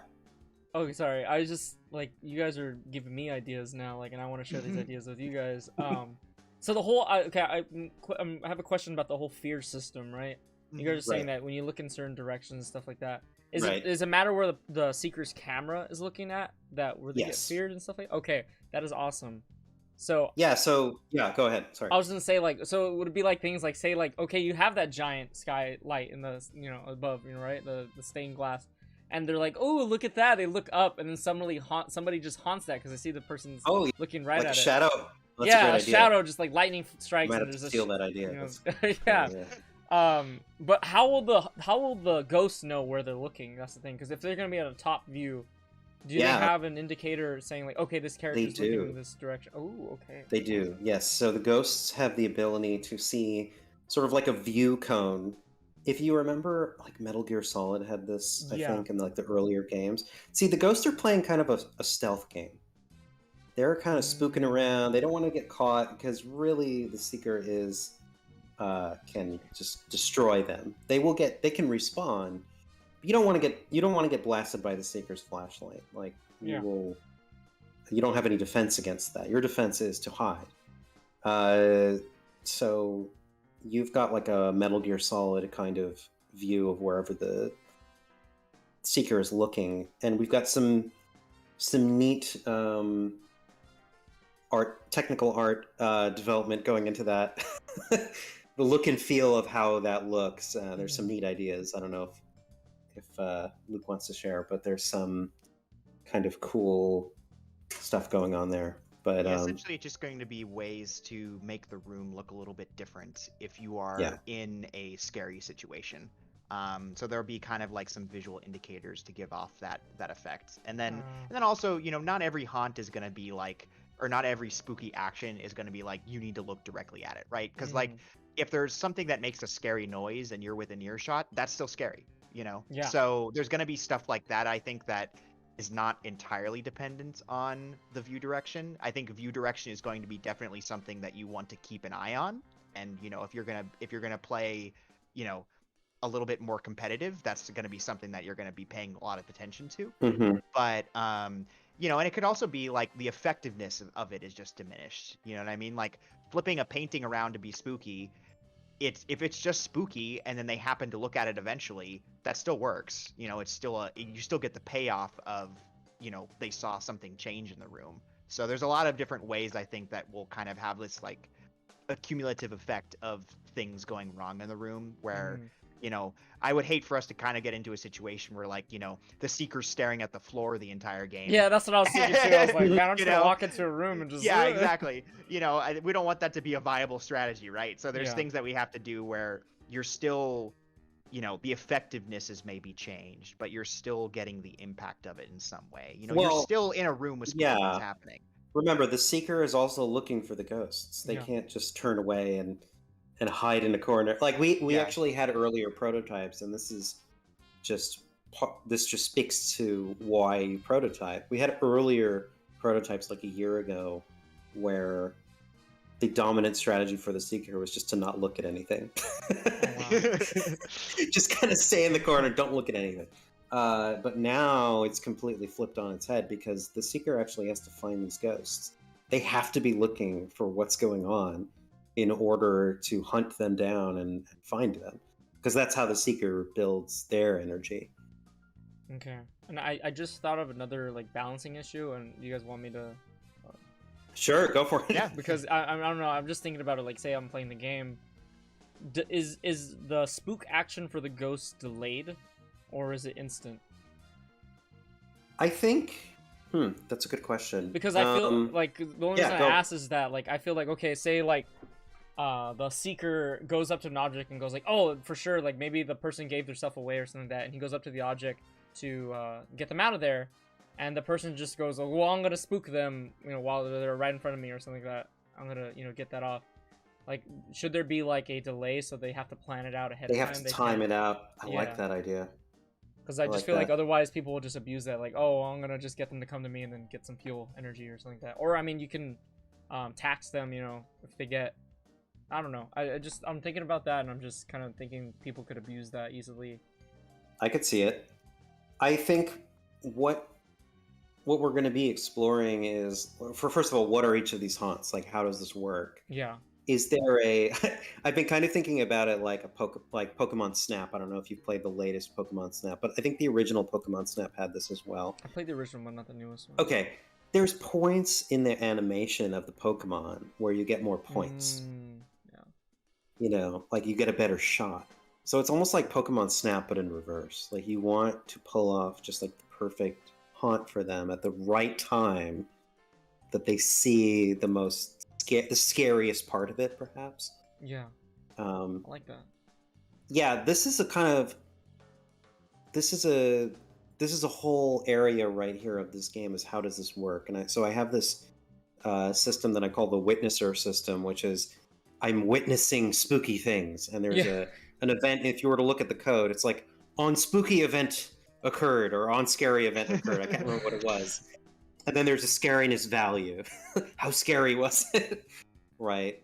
And so the idea of having a delay, having to time it, you know, all this stuff is going to have to be considered as we do this endless tug of war between Ghost and Seeker, which really is endless. And that is the, you know, I think the ultimate answer to one of your earlier questions about balancing, which is it's an endless tug of war. Yeah. See who wins. Take a survey. This is why we're gonna have to do a lot of beta testing. A lot. Who's winning? Is it the Seeker? If the ghosts are always winning, okay, that tells us a lot. So how do we alleviate that? Let's try this out. And then it's like, oh shoot, the Seeker's always winning now. Okay, now let's pull it back a little bit, and then we will find that sweet spot. And then somebody on the ghost side finds some new exploit that is just so powerful. If you just keep doing this one thing, you'll always win. And then we have to address that, and it's really going to be endless. Hey, and one of the issues we ran into in prototyping was the ghost kept putting pieces of furniture in front of doorways. So you would be going around the apartment or the mansion, whatever, and then you're like, why can't I go through this door? And it's because like there's like 3 stacks of furniture on the other side of the door. And so we've had to work on like, okay, well, we need to give the Seeker some way to, you know, move furniture out of the cursed position that it's now in, right? So that's like just one example of, you know, kind of like this open-ended interactions that we have with the ghosts that can sometimes have hilarious results, but you know that does require you to kind of go in with a gameplay perspective and being like, okay, well, we can't have it just be broken, you know, we need to find a way to alleviate that. But yeah, sorry, you're gonna say something, go ahead. No, I was just gonna say, I don't know if you guys have seen the new Nickelodeon All-Stars Brawl game that just came out recently. Yeah, I just I bought it. I played it like for a couple hours when it first came out. It's interesting. Yeah, I find it interesting, and I find the development interesting because when they released it, they even said, hey, there's a lot of stuff that's broken, but we want you guys to just have fun with it, like break the game, like just go crazy. And I feel like you guys are capable of having that happen too. Like, of course, the game needs to work, but in the case of, is this balanced or not, you know, is this gonna work? I feel like you guys have the ability to just kind of put it out there and be like, hey guys, go crazy, you know, and we'll adjust to it, but like more or less still have fun, you know? I hope so. I think what's important is that we find people who really appreciate what we're trying to do. I think if we can find people who appreciate what we're trying to do, I think they're going to be a lot. I mean, clearly people appreciate what the Nickelodeon Brawl game is trying to do. Yeah. And so as a player, you feel sort of involved with that community in a sense. It's like, I'm trying to help. I'm helping by trying to break this game. And ultimately that does help because we get the crash reports and we understand, we get the data of what happened. Yeah. So I hope you're right. Yeah, I that's the goal. Yeah. Yeah, and that's also something we're planning for too. Like before we launch, we really want to have a lot like extensive testing. And I know Michael, we've done like early testing with you, and you've kind of gotten to see like some of the early prototypes that we've been doing. But those prototype playtests were so valuable in confirming things that we were feeling, but also exposing new problems. And I think that all the three of us working on the game is like we know that we don't have all the answers, and so we're trying to set things up in a way where we can get a lot of feedback from a lot of people in a quick way, and that's why we're kind of like we announced the game, but we don't necessarily have like a 3D thing to show off yet. I mean, at least publicly. But it's like because we want to get people interested, and then when we have stuff to show, they're fine with just kind of downloading a potentially broken build and helping us out, and so that's like definitely something that I'm really excited to get to because I did a lot of playtests on the prototype stages, and it's just so invaluable and helpful. And it gets so many good ideas. It like confirms good ones and it exposes bad ones, and then new stuff comes up too. Similar to that whole like creative feedback loop we were talking about earlier. So definitely something we're hoping to push towards. I don't think we're not going towards the like old AAA approach or anything where you just release a game and then just like, all right, it's there, see ya. It's going to be very much an iterative process internally as well as externally. Yeah, definitely. And I and funny thing too is when I see how you guys are going about this and how the process works, it kind of makes me think, I'm a teacher, so like it kind of reminds me of like having to run a classroom, right? Your classroom is your game, right? You want to make sure the classroom has structure, the game has structure, everything at least works. Everyone at least follows the rules, to a certain extent, and things are running smoothly. But as you're running the classroom, as you're playing the game, your little things are gonna change, and you're like, okay, maybe we have to adjust that. Maybe we have to do this differently. Okay, we have this player who or this kid who brought up a good point, and you're like, that's right. Maybe we gotta adjust something here. Well, so I just find it interesting. That absolutely, and I think especially that last point of maybe this kid brought up a good point. I mean, when we saw people piling up furniture to try to seal the seeker inside of a room or wherever, it was the kind of emergent gameplay moment that we wanted to see. People making the game their own in a way, and finding ways to use our mechanics to express themselves in a sense and do their own thing, and then we're like, that is like so funny. We were like in tears laughing when this was happening in playtesting, and then so our goal has always been learn from the game itself and learn from the people playing it to try to figure out like what really works. So absolutely. Yeah. And I just had this sudden thought, but like I just find it funny as we as this is the existential gamers part of existential, sorry. the channel. But I just find it funny, we as humans, like you even see it a lot in kids. We like to go out of bounds, right? We like to cross the line. Of course. We like to see how far we can go. But at the same time, we do like structure. We do like to, be, told where do we need to go and stuff like that. But, every now and then we're just like, but can I cross that line though? Can I go through that wall? Let me see. But at the end of the day, like if you let somebody consistently go through walls, after a while they'll be like, all right, this is dumb. Like, why am I able to do this? But the first time you do it. Yeah.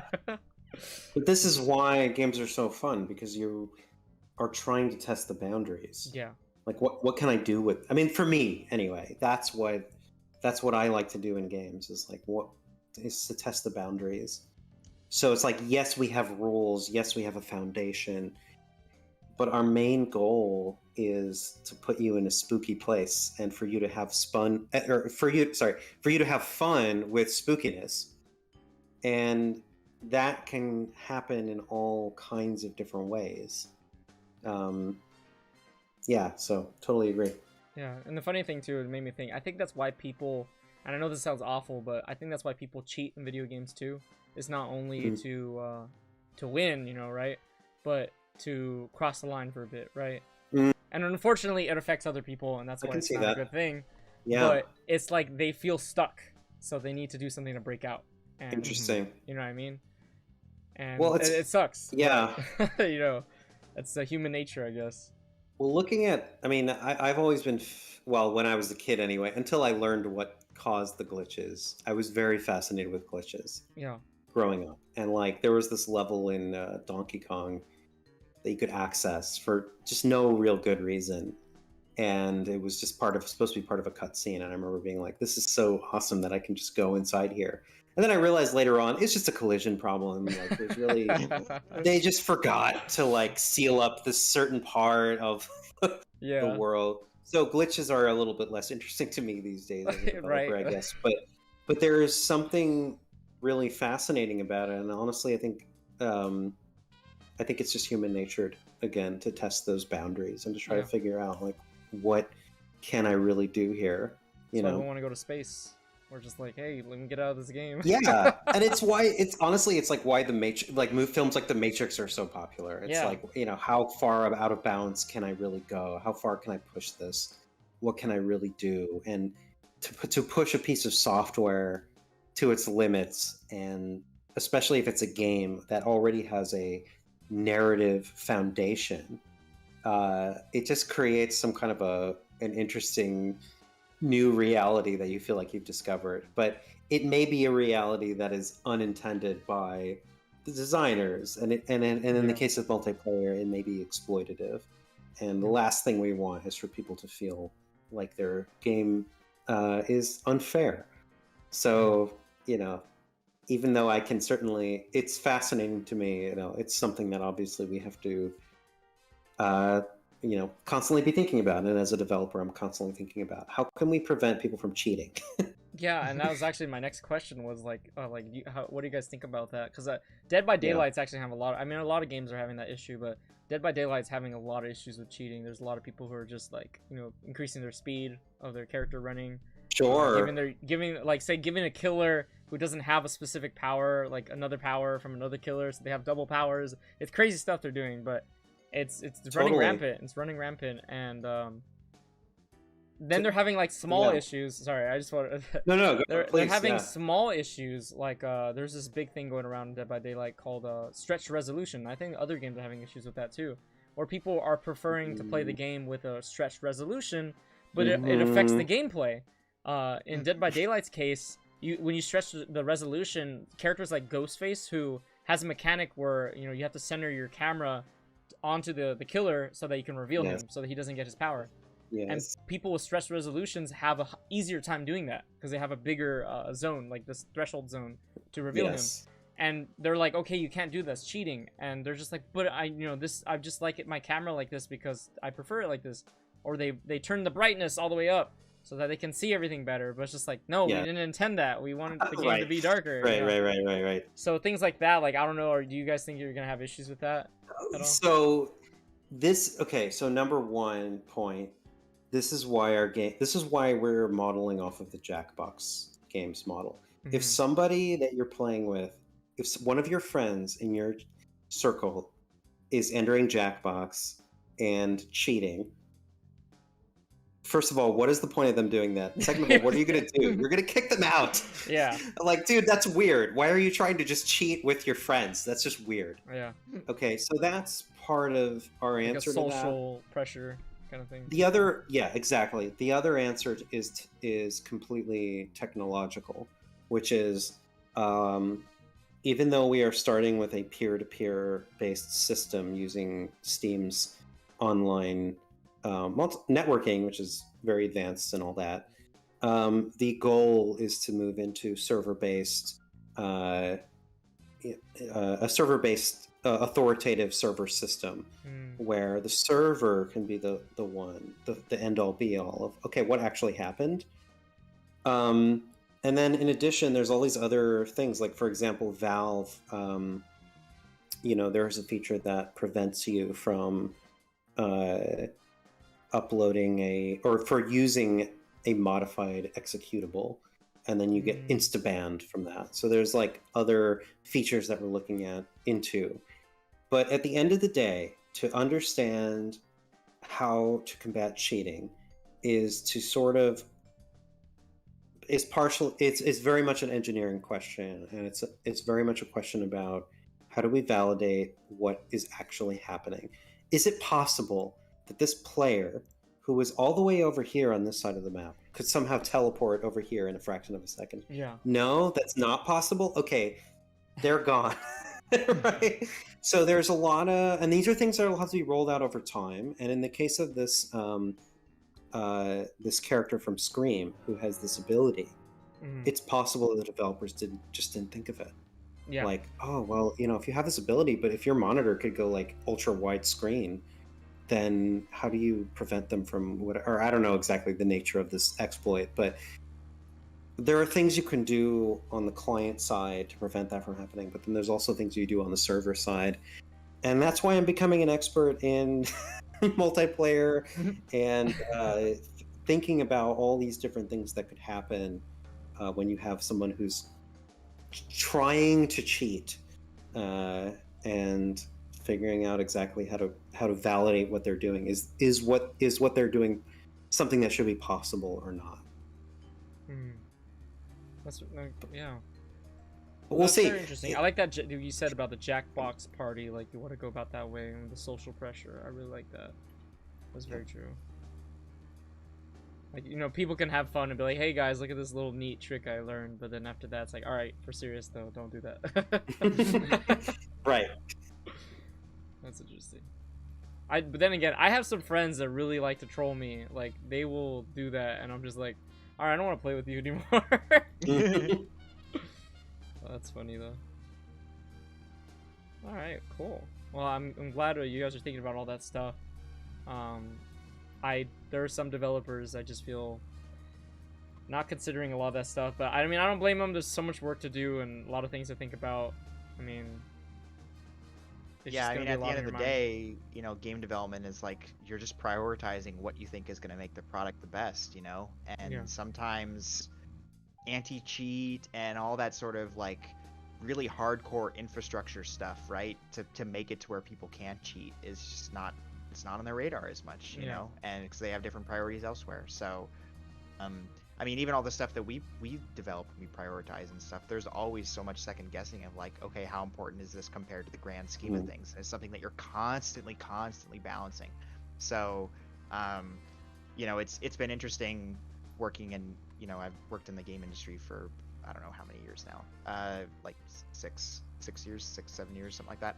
And it's like, at the beginning, I had that mentality of like, oh, how could they forget this? How could they mess up this? Or whatever. And it's like, over time, you just like, you see how much work it takes to actually make a damn game. And it's like, well, of course they didn't get to that. There's like a million other things that like, took priority over that, or like maybe it was lack of knowledge, or the people on the team didn't even weren't even aware that was a problem, like I've been in many teams where the concept of like having a senior developer is literally just so they can walk up to you and be like, oh, actually, I tried that one thing 10 years ago and it had horrible results. We should do it this way. You know what I mean? And like, not everybody has access to that. So, like, especially with indie games and stuff, people are just doing their best, making games with the tools that they have. And like to meet you, Agent Morgan. We've been expecting these gotchas and these do's and don'ts of game design and game development. It's like there's so much information out there that you can just be completely inundated with, FBI and it's like almost paralyzing sometimes. Like we've done a lot of marketing research and stuff, and we've had like certain things that we wanted to do, and then later found out that maybe that wasn't the best way to go. But it's like there's just so much information out there that makes you constantly second guess the direction you want to go in, and so it's like this constant tug of war between what your gut I just is can't saying believe about Anna your was product murdered. and She your was such a plan, bright right? and lovely Versus girl. like what Did you know her the well? general thinking is on marketing Well, and no, plans not and really. so and game But it's a development. So very it's small just town. like there's so many I'm different sorry. It's streams just you that could go down to. this is the first and really big it's a case I've ever that's a seen. long-winded way to say game development's hard, but yeah. I understand.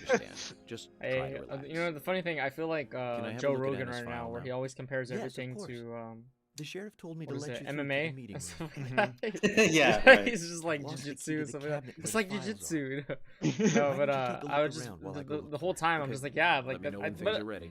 I want to say like that's how I feel like when I'm teaching a classroom, but like I feel like that's Exactly. with Thomas everything, appears right? to Like be there's the always this like kind and sensitive type. element Totally of you need to odds communicate with the somebody monarch. else. You have to Almost a good setting for a navigate this cartoon. mysterious world of possibilities and understand all the different variables, and you're probably not going to get all the variables, and just putting everything together and hoping it works and hoping everything works out. And if it doesn't, it's just like, all right, what can I do now differently, and just keep failing and trying and Just failing. iterate and until you have it, I guess. I mean, Yeah. Well, like in my case for teaching, you're not going to get every kid, right? You're not gonna reach every kid, unfortunately. And I Right. feel like with video games, you're not gonna reach every player. Yeah. And That's it's right. unfortunate. It is unfortunate because especially when it comes to teaching, like it sucks because that kid is gonna be drastically affected the fact that you didn't reach out to him, compared to a bunch of other kids. I mean, at least for gaming, it's not that bad because they can just go find another game and just play that, Right. But I totally get that. Like, it is a grind. It is a lot of work, and like I It's don't know. it's a lot of pressure too, because Yeah. your intentions are always pure. It's like I Yeah. want, or at least one would hope, like you want to reach, as like in the teaching example, you want to reach everybody. Yeah. You want to have that special moment with everybody, and just due to the fact that you're just one person in the room, and you only have X amount of time, like it's naturally there's gonna be just some people who just don't make it, or you don't have that impact on, and it's hard, because it's like a responsibility tug of war a little bit. Yeah. And I think, and I wanted to ask that for you guys, like how much do you guys think you should reach out to the player base and stuff like that? Because I feel like you see out there sometimes there's some developers that don't reach out to the player base at all, and they have the reason. Sometimes maybe like the player base doesn't really have much good feedback, but that's of course subjective to the developers. Right. But like there are some developers out there, and they're saying like the Nickelodeon All Stars people, they're just kind of really listening to the audience and being like, okay, we like that, we're gonna roll with that, we're gonna do that. But there's always a limit, right? It's just like again, for my case in the classroom, I can't just like listen to there. You should see just today I've gotten like requests from students, and I'm like, no, we're not doing that. Yeah. That is insane. You just want everything. You want your cake and want to eat it too. Like, no, we're not doing that. So like I can totally see that in game development. Like I've written my own like dream list of what I want in a video game, and I'm like, I want to give this to the developer, and then when I look back at it, like the kid version of me, I'm just like, you idiot, like what are you doing? They can't do all that. Yeah, So- I mean, it kind of depends on the feedback received. Bugs I think are easy. Bugs is just like, I did a thing, I expected this, what happened was not that, and it's a problem, Yeah. and it's just like a fix essentially. I think those are great. Where it gets slippery slope is like gameplay feedback and stuff like that, right? And Yeah. it's like balancing that between your vision of the game and the idea that you have and where you want to take it.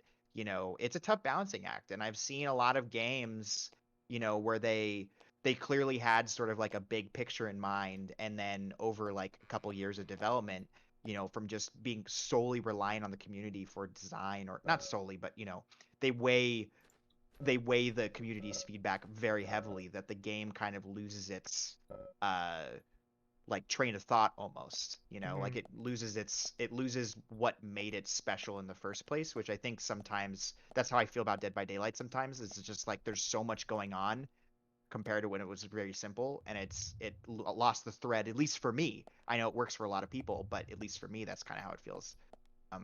David, sorry, were you going to say something? sorry, yeah, I mean, I think that is accurate. I mean, look, I think something that Luke and I have learned from working at mid-size or larger corporations, or working with like companies that work with clients, for example, that might be even bigger, is that you cannot develop a game by committee. Whether it be, some executive coming in and saying, oh, I want this, or, hey, we're getting a bunch of feedback from this area. At a certain point, you have to have your own vision. And people who are part of your community giving you feedback, they may be in line with that vision, or they might not be. And so it's really up to you, first and foremost, to figure out, like, does this elevate our vision, or does this go against our vision? And so that's, I think, how you have to approach it. But based on your mood, you might be like, I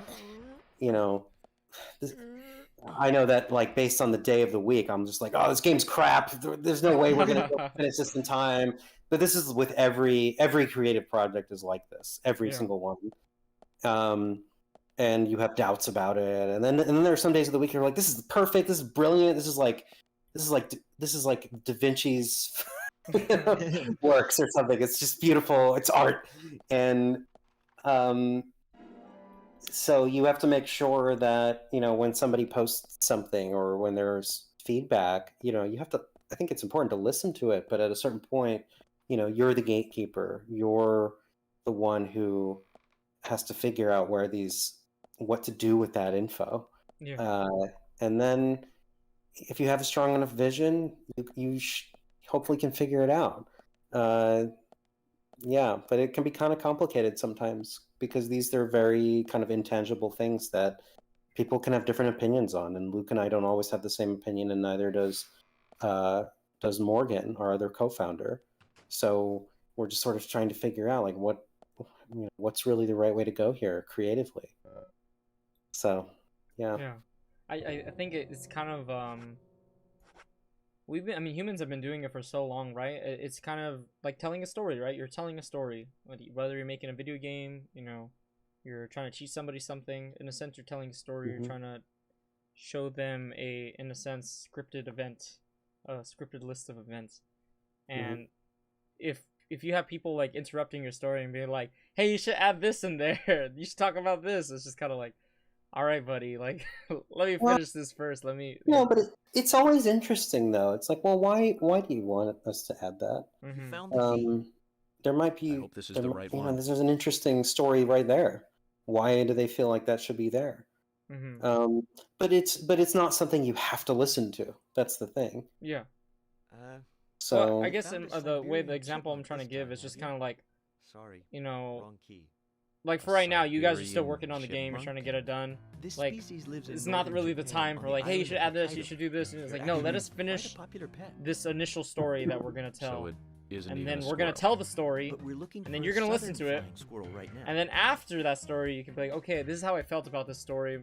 This is probably what you could probably change and stuff like that. It's like, okay, I'll consider that, and I'm going to go retell the story again somewhere else. Well, we like when people tell us ideas that they have, because it means that they're interested. Usually it means that they're interested, so we like when people tell us those ideas. And the thing about this game that I am so excited about is that it's not just a release once and we're done.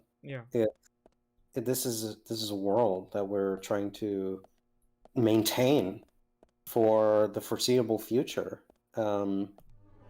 So I'm interested. I want to hear people's feedback. I think it's interesting and helpful. And but yeah, at the end of the day, though, you have to have some kind of vision for what you're trying to make, and that's going to be the thing that safeguards against all these different opinions that you have. And there will be many, not just from fans, but from everybody. Everybody will try to get you to put things in a certain direction that you may or may not want to go in. That's been my experience anyway. No, I like that. It's like you said, I think it's gonna go well. I mean, you guys seem to really know what you're gonna do. I really think so. I am interested. I'm probably gonna play the hell out of it. and get my friends. I'm gonna bug my friends and be like, all right, test this thing with me. No, I'll definitely, I think that's something like with Dead by Daylight. Like, I play that game a lot, and I do come across things I'm like, I don't know about this. Doesn't seem right. But the thing is, the game is so big. Mm-hmm. My voice is just a little tiny voice compared to all the other voices. Right. So it's to me, I think it's interesting too to start with. This is something new, and I would like to be that voice for you guys too. Like, hey, everybody, check this out. Well, and also honored give you guys that feedback. you give us that opportunity. Yeah. Do you guys so I have two questions. Do you guys plan, I think you had mentioned it, do you guys plan to have like workshop content, like where other people can like put things into the game and add their own little levels and stuff like that? I know people love to do that kind of stuff. We haven't really talked about that. Like modding. Yeah. I don't know. I don't see why not. I haven't done modding since I was in high school, but that helped me kind of get into game development. So maybe we should. I don't know. What do you think, Luke? Yeah, I mean, that's impressive. I think it's definitely something that might be worth looking into for sure. But The tricky part, I think, is managing the the idea of horror is very subjective to a lot of people and what scares them. And I think if we did allow it, it would be very much akin to like Left 4 Dead, where it's sort of like a client side only thing, Yeah. So you're not like, for example, somebody couldn't mod a really terrifying monster into the thing and like bypass, some of the scare like settings we have for a person. You know what I mean? Like that kind of stuff is where I get a little bit nervous, I guess. But yeah, local side mods, I don't see why not, really. Like it would, but it would just mean more development time for us and getting all the hooks set up for you to be able to easily replace stuff and that kind of thing. Yeah, I don't know how mods work, like modern mods work. If there's a way, I mean, I'm sure it's separated from, normal gameplay. But if we were going to do something like more official, like Little Big Planet, where you could just upload your own mod, like mod within the game itself, basically. Yeah, I don't see why not. I mean, it's certainly not part of our core plan, but man, if people got so into this game that they wanted to like make their own levels and mod them, I would be beside myself with honor and excitement. So I think the first step is just, win everybody over with this gameplay first. Like, is this gameplay even fun? Yeah. And then if people want to make their own levels, I mean, I'd love to have some kind of system for that, as long as it's like separate from the main gameplay, for sure. I don't know. I don't want to speak for the whole team, but why not? So do you guys have a planned time, like to be about almost done with this, or at least for the beta testing or anything? Or are you guys still just trying to figure that out? We want to have something by, well, we don't want to give any release promises or anything, because that can be bad. Yeah, of course. But every time there's a Halloween, we're sort of just like, want to release something. Yeah. So it would be nice to have something by Halloween, but this is really going to be dependent on the state of the game. We want to make sure that we can deliver something of quality. We don't want to rush things out. But we've been doing this for a while, and we're sort of anxious to get it out there. So,